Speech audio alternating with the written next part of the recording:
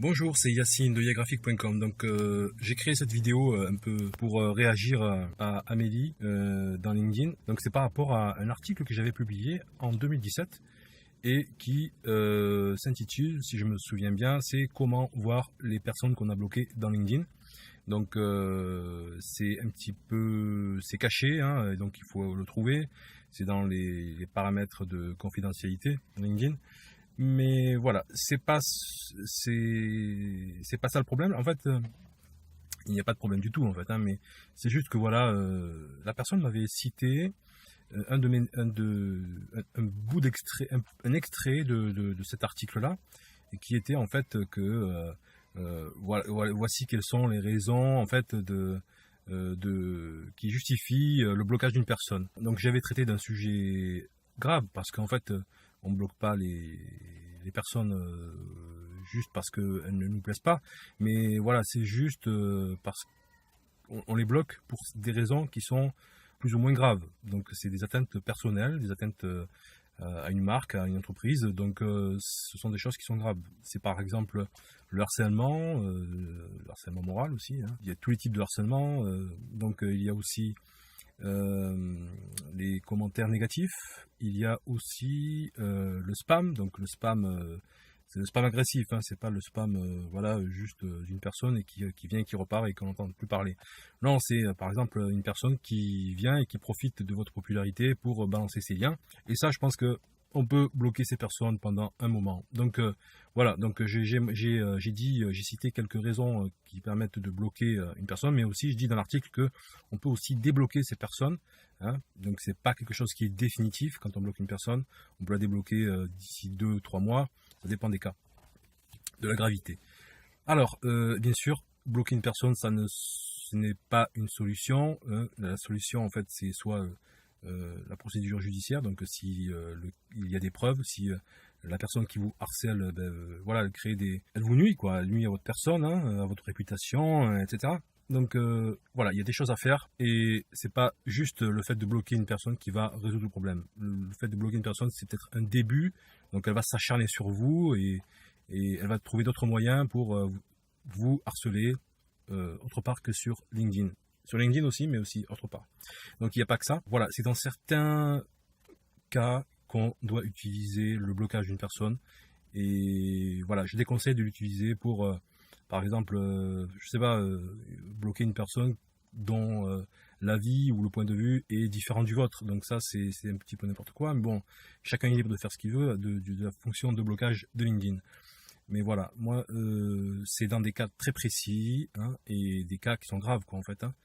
Donc, je pense que en fait, cette vidéo, c'est un petit peu un retour de balle, mais c'est beaucoup plus un recadrage, en fait, par rapport à mon article. Après, ce que les gens en disent, c'est pas vraiment un problème, puisque voilà, ils sont libres de dire ce qu'ils veulent. Mais voilà, je pense que ce retour de balle était attendu, et donc si je réponds à son article, bon, ben, ça va lui apporter un peu plus de commentaires, un peu plus de likes, donc une visibilité, un buzz.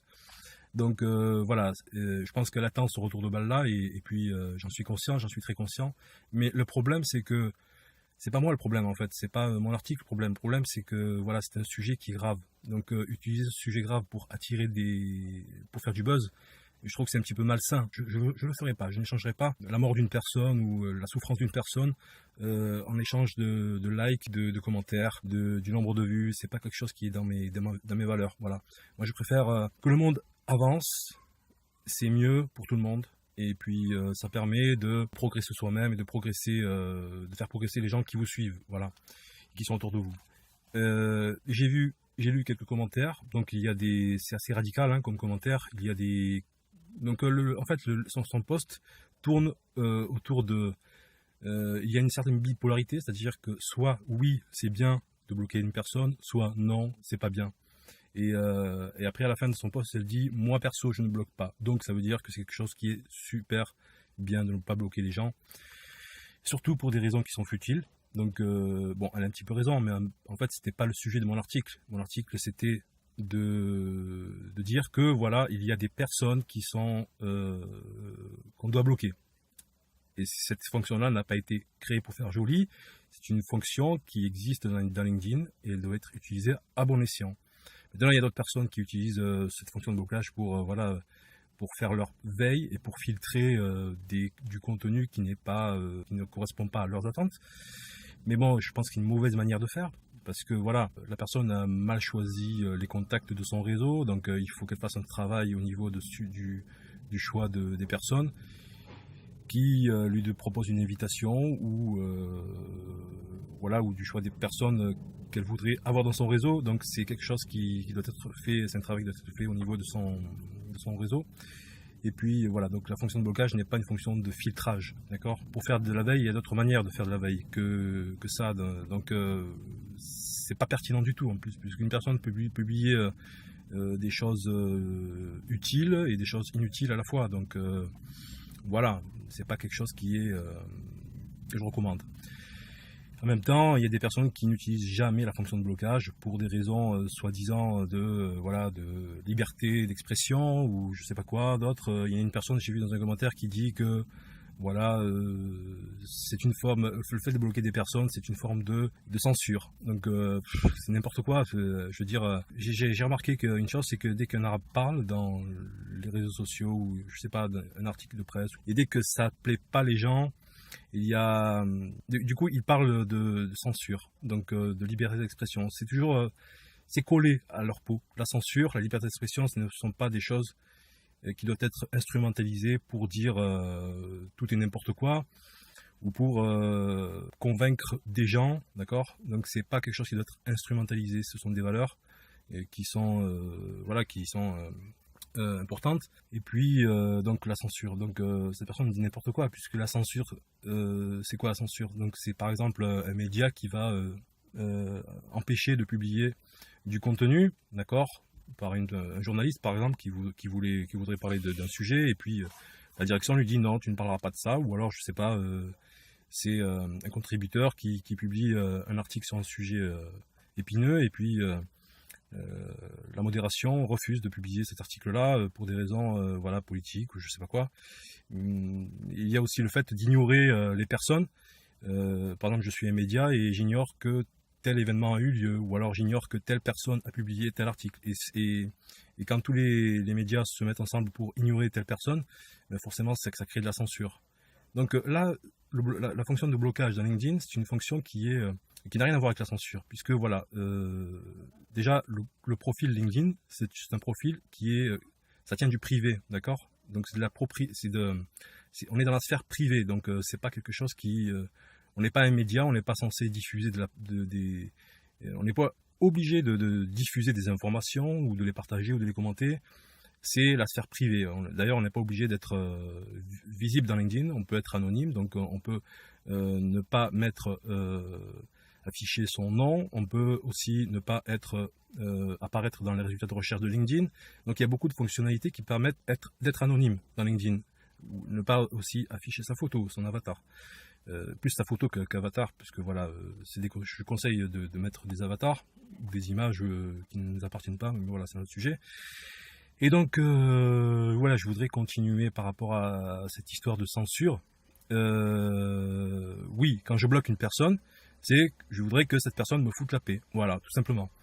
Après, quelles que soient les raisons, ce n'est pas le problème des gens. Voilà, ça me concerne à moi, c'est ma sphère privée. Je ne veux plus qu'elle m'envoie de messages privés parce que je suis libre de savoir ce qui doit entrer dans ma boîte de messagerie privée. D'accord ? C'est pas quelque chose qui est public, donc c'est quelque chose qui me concerne uniquement. Donc voilà, donc les gens sont libres de faire ce qu'ils veulent, bloquer ou ne pas bloquer. Voilà, moi je conseille de bloquer pour des cas graves. Bon, voilà l'article. Il s'agissait de montrer où trouver les gens qu'on a bloqués dans LinkedIn, parce que voilà, il y a des gens qui veulent aussi débloquer des personnes, et voilà, c'est utile de savoir où est-ce que se trouve cette fonctionnalité dans LinkedIn.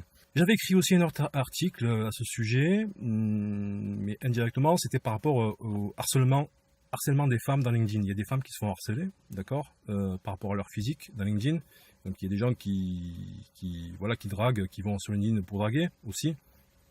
Donc moi j'avais écrit un post en 2017 je crois aussi, c'était par rapport à comment trouver une solution pour quelles sont les solutions pour se protéger du harcèlement dans LinkedIn. Et parmi les solutions que j'avais proposées, c'était de bloquer les personnes pour qu'elles s'arrêtent de nous harceler. Voilà.